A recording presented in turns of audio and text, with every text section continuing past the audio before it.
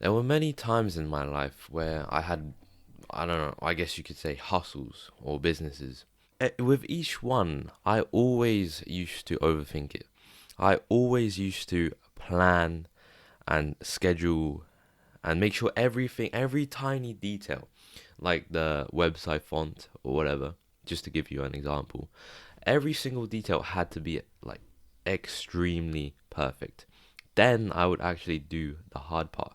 But the thing was, I never did the hard part.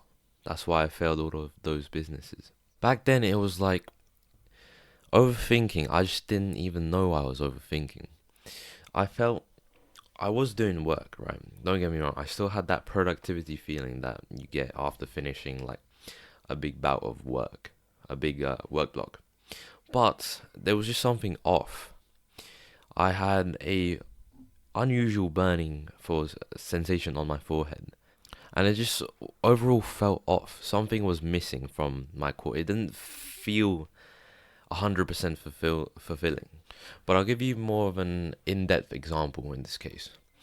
I once upon a time, I'm admitting it openly here, I once upon a time started an SMMA business. Now, that SMMA business, honestly, bro, the website was amazing. Everything was fine. I even recorded. I went into recording. If you don't know what SMA is you got to have this onboarding funnel. Onboarding funnel is this thing on your website where you can just, let's say you've convinced a customer through email to go and buy your services. You then link them to this onboarding funnel on your website. And there are like 4 stages, right? After they watch one video, they click to the next. I recorded all of the videos for this onboarding funnel for the customer that I thought I was gonna get to buy my services and to give them, of course, all the information they need for me to run their Facebook ads for them. I didn't know anything about Facebook ads. But guess what I did there?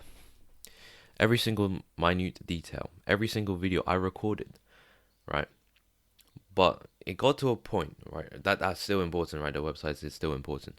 But it got to a point that literally I was just making up things to do to avoid the important thing, and that was getting cold calls and emails done, getting them sent out, and preparing myself for a sales call on Zoom with them. The thing I was scared of in that moment, in that SMA business time of my life, was the sales call with the guy, with the client.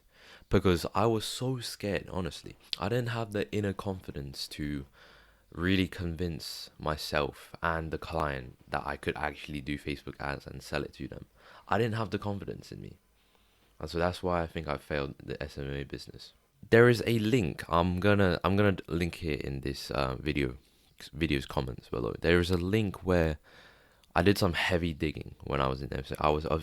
I was obsessed with SMA, and so I did some heavy digging, and I found that you can actually access Iman Gaji's onboarding funnel simply by changing the word on his website, the N word, to onboarding.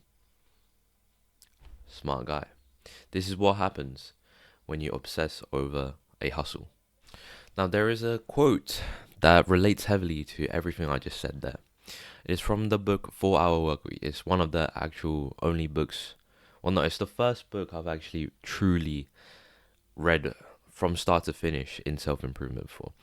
And the quote goes something like, "Are you creating mini tasks, less important tasks, to avoid the big and important one that will move your business forwards?"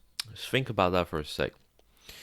And I believe Tim Ferriss gives advice on how, with this quote, right? He tells you to write it down on your table, legit on your table, or on a note, just like placed where you can see it on your workstation. And I actually looked into the guy that said that quote, and I found out that he had a podcast with Tim Ferriss. And of course, I clicked on the podcast and skimmed through a little bit. What I found out was that he is this very sensitive, business minded, business driven. Like, he's like the typical CEO, if you know what I mean. He's so like picky about his things, and all he thinks about is business. I'll give you an example. He said that he even counts going downstairs and getting a cup of coffee or looking in the fridge as an excuse, as a staller for really brainstorming a task. So to make this clearer for you, when he's brainstorming a task that he can't solve or figure out, it would occur into his brain. I'm sure you get this as well if you've done a hard problem solving task before. His brain gives him these mini tasks to do. Oh, go downstairs, get coffee, check what to eat, and those, I believe, are the small unimportant tasks for him. So with all of that covered, I'm going to give you 4 things. I know I hate the list as well, right? I hate the clickbaity stuff, but it's just a way for me to get organized. 4 things that I've gained from just doing. Number 1, insane drive to create more. It may be that I found my purpose. It might be even that I've narrowed everything down. Basically, I cut back everything. I cut back all my side hustles, I guess you could say. Just everything that you focus on. I focus on 3 things. This is Hamza's advice, by the way. I'm just speaking from his words. Family, health and fitness, and your work. That should really only be the only things that you focus on. Then you will excel instead of multiple things. That's the simplest explanation I can give you. It may be simply because I found momentum. Simply because I pressed record, uploaded videos, and that's triggered a flow of momentum. Maybe. Number 2, this is bro science, I know, but I think I've trained a certain part of my brain to repeat the process of literally just this action, right? Just to record. Just to click record, and all of your negative thoughts will go away. That is part of the brain I trained. Click record, negative thoughts go away. I keep on doing this. I keep on going through, I keep on blasting through the walls of negativity. And each time I do that, each time I record a video, those walls of negativity will go down. Provided I haven't done a long work block. As you know by now, if you've recorded a couple of videos, if you've done a long 3-hour work block of hyper-focused writing or whatever, and then you try to record, you'll find that it's very difficult. Number 3, I've gained a little bit more insight than usual on my niche of who I'm speaking to on YouTube. Now, the normal way of finding a niche is probably just journaling about it. What do I really want from this niche? What am I like? What are my hobbies or whatever? And then match them to the niche. This, I'll just name you the video that really hit it for me. 10 ways to outcompete other Hamza Meta channels. From that video and from the comments on that video, I think my niche has been narrowed down slightly to perhaps something related to synthesizers. And the specific thing from those videos was, I think, a comment that said, "Oh wow, I found this very valuable," something along the lines of that.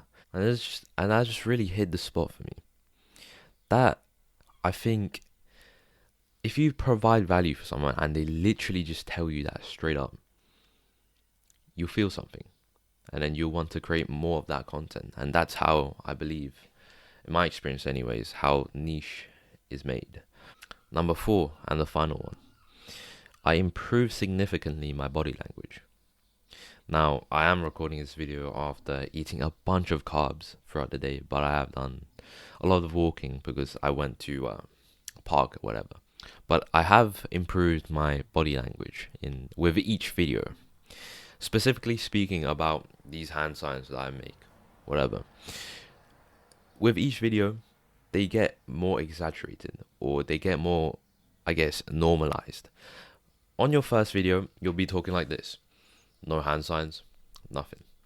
Okay? You'll be like, "Oh, so today I ate whatever, and then I went to the gym." No.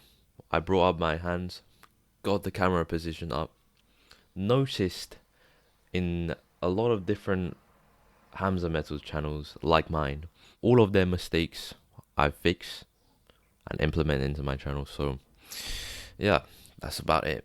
If this video seemed a little bit odd or worse than usual, then you'll know by now that carbs really affect me. In a bit, bro.